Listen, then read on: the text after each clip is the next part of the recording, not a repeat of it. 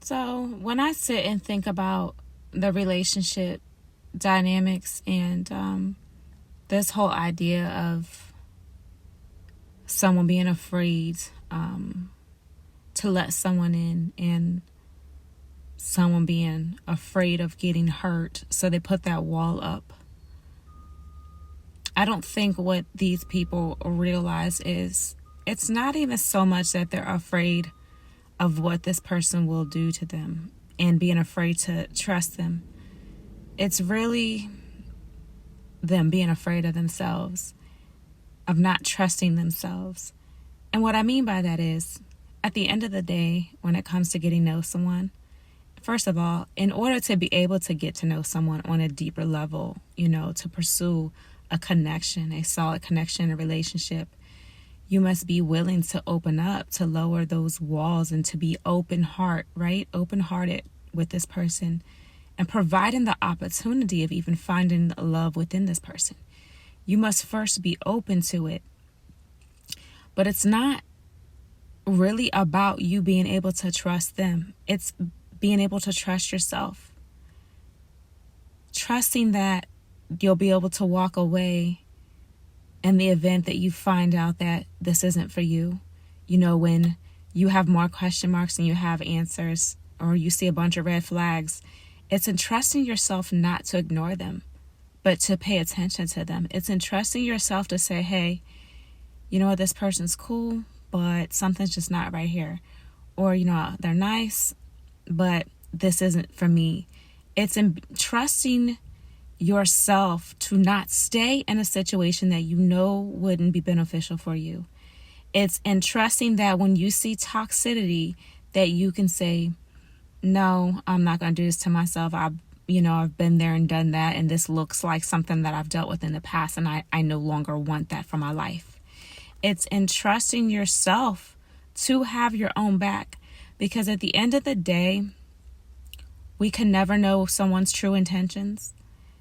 At the end of the day, we never really know what their intentions are when it comes to us. But you have to be willing to open yourself up to this person. But it's in not ignoring all the things that you see right before your face, because a lot of times people get in relationships and they pursue a connection, a relationship with someone when they saw all the red flags. They saw everything that they needed to in the beginning, up front, but they chose to ignore it. They chose to give them a benefit of doubt, even though it didn't make sense to, because they were leading with their heart and wanted to see the utmost good in this person. Even when this person was showing them bad signs, this person was showing them things to question. This person was showing them that, you know what, we shouldn't trust this person. They were leading with nothing more than their heart and completely leaving their minds out of it. So at the end of the day, don't just follow your heart. You need your heart and your mind to align. Your heart and I'm getting tongue-tied. Your heart and mind must align. It must make sense, both heart-wise, both heartfelt and logically speaking. If it doesn't make sense, and you are seeing, important things that you need to see, and you're seeing that, hey, this person isn't for you, and they're not the one for you, you need to be able to trust yourself enough to walk away. Example, if I'm saving myself until marriage, it's not in trusting that the man won't try his hand. In fact, it's trusting that more than likely he will try his hand with me if we were in private, right? But it's entrusting myself in that moment to say, no, putting my foot down and saying, no, thank you. I'm saving myself. I mean what I say, and I stand on what I say. It's entrusting myself to be able to stop his advancements, right? Because at the end of the day, y'all, it's never about what someone will try to do in reference to us. It's what we choose to put up with, what we choose to stand for, and what we choose to slide. Stop letting all these different things slide that you shouldn't let slide and that you would never tell someone else to let slide. Stop ignoring all these things that are in your face saying, hey, this person is not for me, and choosing to ignore it. Because again, it's not about them. At the end of the day, it's not about them. You cannot control them, but you need to be able to control yourself. You need to be able to trust yourself to say, you know what? This isn't for me. this doesn't look good and this doesn't feel good, so it's time for me to go the other way, and really walking in that.